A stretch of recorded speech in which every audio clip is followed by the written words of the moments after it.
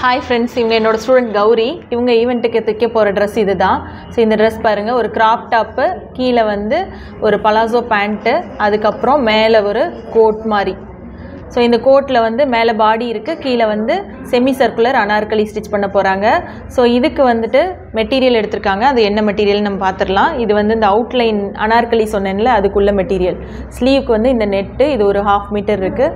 இதுக்கு சன்கிரேப் லைனிங், அப்புறம் chiffon. So இது வந்து ஃபுல் பாடியுமே இது தான் வரப்போகுது. இது வந்து உள்ள கிராப் டாப்பும் பலாசோ பேண்ட்டும். ஸோ கிராப் டாப்புக்கும் பேண்ட்டுக்கும் ஒரு 3 மீட்டர்ஸ் எடுத்திருக்காங்க.